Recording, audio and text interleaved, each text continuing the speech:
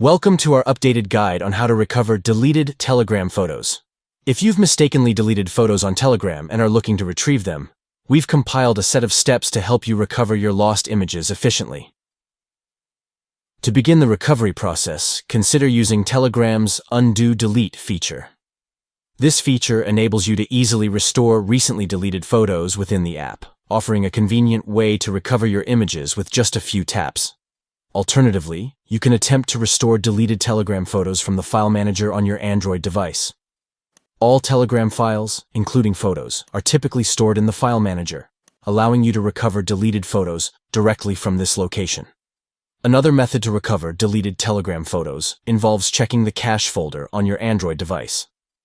Telegram photos often remain in the cache folder even after they've been deleted from chats, providing an opportunity for photo recovery.